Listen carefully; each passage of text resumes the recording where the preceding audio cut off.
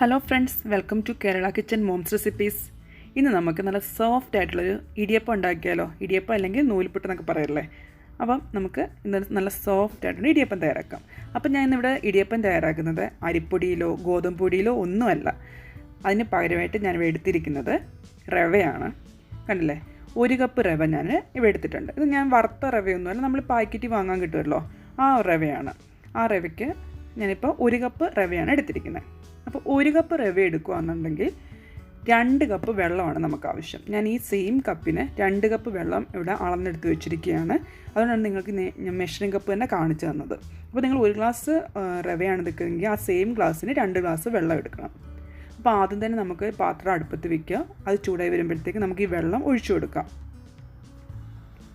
അപ്പോൾ ഈ വെള്ളം ഒഴിച്ചിട്ട് ഈ വെള്ളം നല്ലതുപോലെ വെട്ടിത്തിളയ്ക്കണം. അത് നല്ലതായിട്ട് തിളയ്ക്കണം. നമ്മൾ സാധാരണ ഇടിയപ്പം ഉണ്ടാക്കുമ്പോൾ നല്ല തിളച്ച വെള്ളമാണല്ലോ അതിനകത്തേക്ക് ചേർത്ത് കൊടുക്കുന്നത് പൊടിയിലേക്ക്. അതുപോലെ തന്നെ ഈ വെള്ളം നന്നായിട്ട് തിളച്ച് വേണം. ഇപ്പോൾ നന്നായിട്ട് നമ്മുടെ വെള്ളം തിളച്ച് വന്നിട്ടുണ്ട്. അപ്പോൾ അതിനകത്തേക്ക് നമുക്ക് ആവശ്യത്തിനുള്ള ഉപ്പ് ചേർത്ത് കൊടുക്കാം. അപ്പോൾ എപ്പോഴും ഉപ്പ് ചേർത്തതിന് ശേഷം നിങ്ങൾ ആ വെള്ളത്തിൻ്റെ ടേസ്റ്റ് ഒന്ന് നോക്കുക, നന്നായിട്ട് ഇളക്കിയതിന് ശേഷം. കാരണം ഉപ്പ് പാകമാണോ എന്ന്. പിന്നെ നമുക്ക് ഉപ്പ് ചേർത്ത് കഴിഞ്ഞാൽ, അതായത് മാവ് ഇട്ടതിന് ശേഷം ഉപ്പ് ഇട്ട് കഴിഞ്ഞാൽ ആ ഉപ്പ് നല്ല ഈവനായിട്ട് എല്ലാ ഭാഗത്തേക്കും കിട്ടത്തില്ല. അപ്പോൾ ഇപ്പം തന്നെ നിങ്ങൾ ഉപ്പൊന്ന് ടേസ്റ്റ് ചെയ്ത് നോക്കുക. അതിനുശേഷം മാത്രം കുറച്ച് വെളിച്ചെണ്ണ ഇതിനകത്തേക്ക് ആഡ് ചെയ്യാം. വെളിച്ചെണ്ണ അല്ലെങ്കിൽ നെയ്യ്. ഞാനിവിടെ നെയ്യാണ് പ്രിഫർ ചെയ്യുന്നത്. അപ്പോൾ നെയ്യാകുമ്പോൾ നല്ലൊരു സോഫ്റ്റ്നെസ് ഉണ്ടാകും, നല്ലൊരു ടേസ്റ്റ് ആയിരിക്കും നമ്മുടെ ഇടിയപ്പത്തിന്. അപ്പം നെയ്യുടെ ടേസ്റ്റ് ഇഷ്ടമില്ലാത്തവർ വെളിച്ചെണ്ണ വേണമെങ്കിലും ആഡ് ചെയ്യാം. അപ്പോൾ ഞാൻ ഇവിടെ 1 ടീസ്പൂണ് നെയ്യാണ് ഇട്ട് കൊടുത്തിരിക്കുന്നത്. ഇപ്പം നമ്മുടെ നെയ്യ് നന്നായിട്ട് ഉരുകി വരുന്നുണ്ട്. ഇനി നമുക്കിതിനകത്തേക്ക് നമ്മൾ എടുത്തു വെച്ചിരിക്കുന്ന റവ ഇട്ട് കൊടുക്കാം. അപ്പോൾ നേരത്തെ ഞാൻ പറഞ്ഞിരുന്ന പോലെ 1 കപ്പ് റവയ്ക്ക് 2 കപ്പ് വെള്ളമാണ് ഞാൻ എടുത്തിരിക്കുന്നത്. ഇത് നല്ലതുപോലെ നമുക്കൊന്ന് ഇളക്കി ആ വെള്ളം ഇതിനകത്തേക്ക് യോജിപ്പിച്ച് കൊടുക്കാം. ഇപ്പോൾ തീ സാധാരണ ഒരു മീഡിയം ഫ്ലെയിമിലാണ് തീ ഇട്ടിരിക്കുന്നത്. അപ്പോൾ നല്ലതുപോലെ ഇളക്കുക. നന്നായിട്ട് ഇളക്കുമ്പോൾ തന്നെ നിങ്ങൾക്ക് മനസ്സിലാവും വെള്ളം പെട്ടെന്ന് തന്നെ വറ്റി പോവുകയും ചെയ്യും. നല്ലതായിട്ട് തന്നെ ആ വെള്ളം നന്നായിട്ട് തന്നെ ആ റവയ്ക്കകത്തോട്ട് പിടിക്കുന്നുണ്ട്. ഇനിയിപ്പോൾ നന്നായിട്ട് ഇളക്കി നമ്മുടെ ഇടിയപ്പത്തിൻ്റെ ആ പരുവത്തിലേക്ക് അതിപ്പോൾ മാറി വരും. ആ മാവ് കുഴയ്ക്കുന്ന പരുവം. അതാണ് ഞാൻ ആദ്യമേ പറഞ്ഞത്, കൃത്യമായിരിക്കണം വെള്ളത്തിൻ്റെ അളവും. അപ്പോൾ കൃത്യമായിട്ട് നമുക്ക് ആ മാവും അതേ കൺസിസ്റ്റൻസി നമുക്ക് കിട്ടുകയും ചെയ്യും. അപ്പം കൈ നിർത്താതെ തന്നെ, അതായത് നമ്മൾ ഇളക്കുന്ന സമയത്ത് കൈ എടുക്കാണ്ട് തന്നെ ഇളക്കിക്കൊണ്ടിരിക്കുക, അല്ലെങ്കിൽ ചിലപ്പം പെട്ടെന്ന് അടിയിൽ പിടിക്കാനുള്ള ചാൻസ് ഉണ്ട്. ഇപ്പം നമ്മുടെ ഇടിയപ്പത്തിൻ്റെ മാവ്, അതായത് ഇടിയപ്പം കുഴക്കേണ്ട ആ മാവിൻ്റെ പരുവം ഉണ്ടല്ലോ, ആ ഒരു പരുവത്തിലേക്ക് എത്തിയിട്ടുണ്ട്. വെള്ളമൊക്കെ നന്നായിട്ട് വറ്റി വന്നിട്ടുണ്ട്. ഇനി നമുക്ക് ഈ സമയത്ത് തീ ഓഫ് ചെയ്ത് വെക്കാം. അതിനുശേഷം ഒന്നുകൂടെ ഒന്ന് ഇളക്കിയിട്ട് ഒരു പാത്രം വെച്ച് നമുക്കിത് അടച്ചു വെക്കാം. അങ്ങനെ അടച്ചു വെക്കുമ്പം അതിനകത്ത് നല്ലൊരു ചൂടുണ്ടല്ലോ, നന്നായിട്ട് ആവി വരുന്നുണ്ടല്ലോ, അതിനകത്ത് തന്നെ ഇരുന്ന് അതൊന്നുകൂടെ നല്ലതായിട്ട് സോഫ്റ്റായിട്ട് വരും. അപ്പോൾ ഏകദേശം ഒരു 3 തൊട്ട് 4 മിനിറ്റ് നേരമെങ്കിലും നമുക്കിത് അടച്ചു വെക്കണം. അപ്പോൾ ഈ സെയിം ടൈമിൽ നമുക്ക് ഇടിയപ്പം ഉണ്ടാക്കുന്ന ആ പാത്രം ഉണ്ടല്ലോ, ആ പാത്രം ഇപ്പം നിങ്ങൾ ഏത് രീതിയിലാണ് ഉണ്ടാക്കുന്നത് വെച്ചാൽ അതനുസരിച്ച്. ചിലവർ കുക്കറിനകത്ത് ഉണ്ടാക്കാം. സാധാരണ ഞാൻ ഉണ്ടാക്കുന്ന ഇടിയപ്പത്തിൻ്റെ ആ പാത്രം ഉണ്ടല്ലോ, ആ പാത്രത്തിൽ തന്നെയാണ് ഉണ്ടാക്കാറുള്ളത്. അപ്പോൾ നമുക്ക് അടിയിലുള്ള പാത്രത്തിനകത്ത് വെള്ളം നിറച്ചതിന് ശേഷം അത് തിളയ്ക്കാൻ വേണ്ടി മാറ്റി വയ്ക്കാം. ഈ ഏകദേശം ഒരു 2 അല്ലെങ്കിൽ 3 മിനിറ്റ് നേരം കൊണ്ട് തന്നെ ആരുമല്ല ഈ വെള്ളം തിളച്ച് വരുന്നത്. ആ സമയം കൊണ്ട് നമ്മുടെ മാവും നല്ല പരുവായിട്ട് മാറിയിരിക്കും. ഇപ്പോൾ ഒരു 4 മിനിറ്റ് ആയിട്ടുണ്ട്. ഇനി നമുക്കിത് ഇടിയപ്പം ഉണ്ടാക്കുന്ന അച്ചിലേക്ക് മാറ്റാം. അപ്പോൾ നല്ല ചൂട് ഉണ്ടായിരിക്കും ഇപ്പം. അപ്പോൾ നിങ്ങൾ ആദ്യം തന്നെ ഇത് ഒരു സ്പൂണ് വെച്ചതിന് ശേഷം നല്ലതുപോലെ ഇതേപോലെ ഒന്ന് ഇളക്കി യോജിപ്പിക്കും. കൈവച്ച് എടുക്കാൻ പറ്റത്തില്ലായിരിക്കും, നല്ല ചൂടായിരിക്കും. അപ്പോൾ നിങ്ങൾ കൈവച്ച് പറ്റുമെന്നുണ്ടെങ്കിൽ കൈവച്ച് തന്നെ ചെയ്യുക. അല്ലെന്നുണ്ടെങ്കിൽ ഒരു സ്പൂൺ വെച്ച് നല്ലതായിട്ട് ഒന്നുകൂടെ ഒന്ന് ഉടച്ചെടുക്കുക. ഉടച്ച് നല്ലതായിട്ടൊന്ന് ഒന്നുകൂടെ ഒന്ന് എല്ലാ ഭാഗത്തേക്കും ഒന്ന് നല്ലതായിട്ട് നമുക്ക് ആ മാവൊന്ന് കുഴച്ച് കിട്ടാൻ വേണ്ടി ഇതുപോലൊന്ന് ചെയ്ത് കൊടുക്കുക. അപ്പോൾ ആ നല്ലൊരു ചൂട് അതിനകത്ത് നിൽപ്പുണ്ടല്ലോ, അപ്പോൾ അത് ആ ഒരു കാരണം കൊണ്ട് തന്നെ നമ്മുടെ ഈ മാവ് നല്ലതുപോലെ നമുക്ക് സോഫ്റ്റായിട്ട് കിട്ടുകയും ചെയ്യും. ഇപ്പം നല്ലതായിട്ട് നമ്മുടെ മാവ് സോഫ്റ്റായിട്ടുണ്ട്. ഇപ്പം നമ്മുടെ കൈയൊക്കെ തൊടുമ്പോൾ തന്നെ ആ ചൂട് നമ്മുടെ കൈ അത്ര വലിയ ചൂടായിട്ടില്ല. ജസ്റ്റ് നമുക്ക് കൈ കൊണ്ട് തന്നെ നമുക്കിപ്പോൾ ഇളക്കാം. ആ ഒരു പരുവായിട്ടുണ്ട്. ഇനി നമുക്ക് അങ്ങ് പാത്രം വെച്ച് അടച്ച് തന്നെ വെക്കാം. ഉള്ള ചൂട് കളയണ്ടല്ലോ. ആ ചെറിയ ചൂടോട് തന്നെ നമുക്ക് ഈ മാവ് ഈ അച്ചിനകത്തേക്ക് ഇടുവാണെങ്കിൽ എളുപ്പം തന്നെ നമുക്കത് നന്നായിട്ട് കറക്കി എടുക്കാൻ പറ്റും.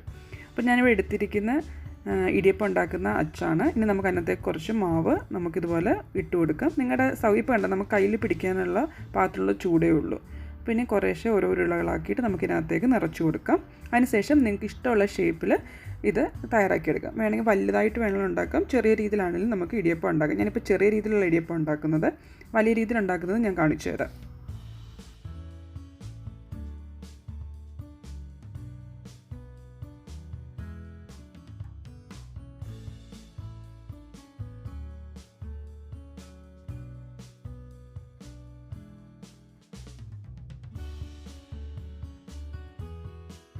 ഇവിടെ ഉണ്ടാക്കിയിരിക്കുന്ന ഇടിയപ്പത്തിൻ്റെ അച്ചിൻ്റെ ഹോളെന്ന് പറഞ്ഞാൽ ഇച്ചിരി വലിയ ഹോളിൽ അച്ചു വെച്ചാണ് ഞാൻ ഉണ്ടാക്കിയിരുന്നത്. കണ്ടില്ലേ, ഇതേപോലത്തെ ഹോളിൽ ഏറ്റവും ചെറുതല്ല, അതിൻ്റെ തൊട്ട് മുകളിലത്തുള്ള ഹോളാണ് യൂസ് ചെയ്തിരുന്നത്. നമുക്ക് വേണമെങ്കിൽ ചെറിയ ഹോളിൽ ഇടിയപ്പത്തിൻ്റെ അച്ചു വെച്ച് നമുക്കിത് നന്നായിട്ട് തന്നെ ഉണ്ടാക്കാൻ പറ്റും. അപ്പോൾ നിങ്ങൾ വിചാരിക്കും ഇത് നമുക്കിങ്ങനെ കറക്കിയെടുക്കാൻ പാടുണ്ടായിരിക്കും. ഒട്ടും തന്നെ പാടില്ല. ഞാൻ അതുകൊണ്ട് ആ ചെറിയ അച്ചു വെച്ചുള്ള ഇടിയപ്പം കൂടെ ഒന്ന് ഉണ്ടാക്കി കാണിച്ചു തരാം. അപ്പോൾ നമുക്ക് പിഴിയാനൊന്നും ഒട്ടും തന്നെ പാടില്ല. നല്ല സ്മൂത്തായിട്ട് തന്നെ നമുക്കിത് പിഴിഞ്ഞ് കിട്ടുകയും ചെയ്യും. അപ്പോൾ ഞാൻ അതുകൂടെ ഒന്ന് നിങ്ങൾക്കൊന്ന് കാണിച്ചു തരാം.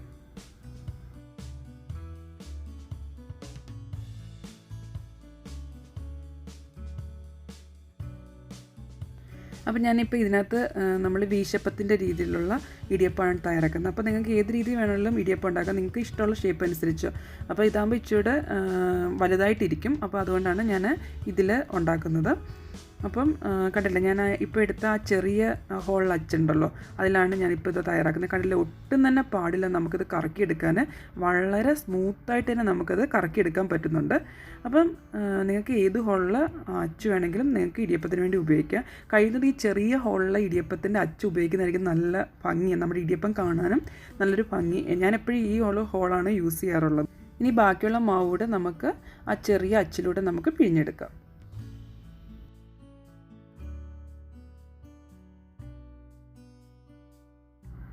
നേരത്തെ നമ്മൾ വെള്ളം ഒഴിച്ചു വെച്ചിരുന്നില്ല ഇടിയപ്പച്ചെമ്പിനകത്ത്, അതിപ്പോൾ നല്ലതായിട്ട് തിളച്ച് ആവി വരുന്നുണ്ട്. അപ്പോൾ ഇനി നമുക്ക് ഓരോ തട്ടും ഇതിനകത്തേക്ക് ഇറക്കി വെച്ചതിന് ശേഷം അടച്ച് വെക്കാം. ഒരു 2 അല്ലെങ്കിൽ 3 മിനിറ്റിൻ്റെ ആവശ്യമേ ഉള്ളൂ. അപ്പോൾ തന്നെ നമ്മുടെ ഇടിയപ്പം ഇവിടെ വെന്ത് കിട്ടിയിരിക്കും. കാരണം നമ്മൾ നല്ല തിളച്ച വെള്ളത്തിനകത്തേക്കല്ലേ നമ്മുടെ ഈ മാവ് തയ്യാറാക്കിയെടുത്ത്. അതുകൊണ്ട് അധിക സമയത്തിൻ്റെ ആവശ്യമൊന്നുമില്ല. ഒരു 2 അല്ലെങ്കിൽ മാക്സിമം പോയി കഴിഞ്ഞാൽ 3 മിനിറ്റ് അത്ര ഇതിൻ്റെ ആവശ്യമുള്ളൂ. അതുപോലെ തന്നെ നിങ്ങൾക്ക് തേങ്ങ ഇതിൻ്റെ മുകളിലേക്ക് ഇടുന്നുണ്ടെങ്കിൽ കുറച്ച് തേങ്ങയും കൂടി ഇതിൻ്റെ മുകളിലേക്ക് വിതറി കൊടുക്കാം. അപ്പോൾ ഒരു പ്രത്യേക ടേസ്റ്റ് ആയിരിക്കും നമ്മുടെ ഇടിയപ്പത്തിന്. ഇപ്പോൾ ഞാനിപ്പോൾ തേങ്ങ ഇടുന്നില്ല. സാധാരണ ഞാൻ ഇടിയപ്പം ഉണ്ടാക്കുമ്പോൾ തേങ്ങ ഇട്ട് കൊടുക്കാറുണ്ട്. അപ്പോൾ തേങ്ങയും കൂടി ഇട്ട് കൊടുക്കുമ്പോൾ ആവിയിൽ നിന്ന് തേങ്ങയും കൂടെ വെന്ത് വരുമ്പോൾ നല്ലൊരു ടേസ്റ്റ് ആയിരിക്കും നമ്മുടെ ഇടിയപ്പത്തിന്, പ്രത്യേകിച്ചും ഈ റവ വെച്ചുള്ള ഇടിയപ്പത്തിന്. അപ്പോൾ ഇപ്പോൾ ഏകദേശം ഒരു 3 മിനിറ്റ് ആയിട്ടുണ്ട്. നമുക്ക് പാത്രം തുറന്നു നോക്കാം. കണ്ടില്ലേ, നന്നായിട്ട് തന്നെ നമ്മുടെ ഇടിയപ്പം വെന്ത് കിട്ടിയിട്ടുണ്ട്. ഇനി നമുക്കിത് ഈ പാത്രത്തിൽ നിന്ന് മാറ്റി വയ്ക്കാം. അപ്പോൾ ജസ്റ്റ് ഒന്ന് ചൂടാറിയതിന് ശേഷം നമുക്ക് ഇടിയപ്പം ഈ പാത്രത്തിൽ നിന്ന് വിടുവിച്ചെടുക്കാം. ഇപ്പോൾ നമ്മുടെ ഇടിയപ്പത്തിൻ്റെ ചൂട് നന്നായിട്ട് ആറിയിട്ടുണ്ട്. ഒരുപാടങ്ങ് തണുത്ത് പോകേണ്ട, ചെറിയൊരു ചൂട്. ആ സമയത്ത് നമുക്ക് വേറൊരു പാത്രത്തിലേക്ക് മാറ്റി വയ്ക്കാം. കണ്ടില്ലേ, ഇളക്കിയൊന്നും എടുക്കാൻ ഒട്ടും തന്നെ പാടില്ല. അതുപോലെ തന്നെ പാത്രത്തിൻ്റെ അടിയിലൊന്നും ഒട്ടിയൊന്നും പിടിച്ചിട്ടില്ല. നല്ല സോഫ്റ്റ് ആയിട്ടുള്ള ഇടിയപ്പമാണിത്. കണ്ട് പിടിക്കുമ്പോൾ തന്നെ ഇത് നന്നായിട്ട് തന്നെ പൊടിഞ്ഞു പോകും. അത്രയ്ക്ക് സോഫ്റ്റാണ്. സത്യമായി നിങ്ങൾ ഒരു തവണയെങ്കിലും ഉണ്ടാക്കി നോക്കുക. അപ്പോഴും നിങ്ങൾക്ക് ഇതിൻ്റെ എന്താ പറയുക, ഞാൻ പറയുന്ന പോലെയല്ല, നിങ്ങൾക്ക് ഉണ്ടാക്കിയാൽ നിങ്ങൾക്ക് അതിൻ്റെ ആ വ്യത്യാസം മനസ്സിലാകത്തുള്ളൂ. അത്രയ്ക്ക് സോഫ്റ്റ് ആയിട്ടുള്ള ഇടിയപ്പമാണ് ഈ റവ വെച്ച് നമുക്ക് ഉണ്ടാക്കാൻ പറ്റുന്നത്. അതുപോലെ തന്നെ നിങ്ങൾ ചെറിയ അച്ചിൽ തന്നെ നമ്മുടെ ഇടിയപ്പം പിഴിഞ്ഞെടുക്കാൻ വേണ്ടി നോക്കുക. നിങ്ങൾക്ക് പറ്റും, ചെറിയ അച്ചിൽ നന്നായിട്ട് തന്നെ പിഴിഞ്ഞെടുക്കാൻ പറ്റുന്ന ഇടിയപ്പത്തിൻ്റെ മാവാണിത്. അതുപോലെ തന്നെ വലിയ അച്ചിലാണ് പറ്റുന്നതെങ്കിൽ കുഴപ്പമില്ല, അതിനും നല്ല ടേസ്റ്റ് വ്യത്യാസമൊന്നുമില്ല. അത് ഒരേ ടേസ്റ്റൊക്കെ തന്നെയാണ്. പിന്നെ കാണാനൊരു ഭംഗി ചെറിയ അച്ചിൽ പിഴിഞ്ഞെടുക്കുന്നതാണല്ലോ, അതുകൊണ്ടാണ് ഞാൻ ചെറിയ അച്ചിൻ്റെ കാര്യം പറഞ്ഞത്. അപ്പോൾ ഇത്രയേ ഉള്ളൂ. റവ വെച്ച് നമുക്ക് ഉപ്പുമാവ് മാത്രമല്ല ഇടിയപ്പം ഉണ്ടാക്കാൻ പറ്റുമെന്ന് നിങ്ങൾക്ക് മനസ്സിലായില്ലേ. അപ്പോൾ നിങ്ങൾക്ക് ഈ വീഡിയോ ഇഷ്ടപ്പെട്ടെങ്കിൽ ഒന്ന് ട്രൈ ചെയ്ത് നോക്കുക. ട്രൈ ചെയ്തിട്ട് അഭിപ്രായം തീർച്ചയായിട്ടും എന്നോട് പറയണം. അതുപോലെ തന്നെ ആദ്യമായിട്ടാണ് എൻ്റെ ചാനൽ കാണുന്നതെങ്കിൽ എൻ്റെ ചാനൽ സബ്സ്ക്രൈബ് ചെയ്യാനും ആ സൈഡിലുള്ള കുഞ്ഞു ബെൽ ബട്ടൺ അമർത്താനും മറക്കണ്ട കേട്ടോ. അപ്പോൾ ഇതുപോലത്തെ പുതിയ റെസിപ്പികളായിട്ട് നമുക്ക് വീണ്ടും കാണാം. അതുവരേക്കും ബൈ ബൈ.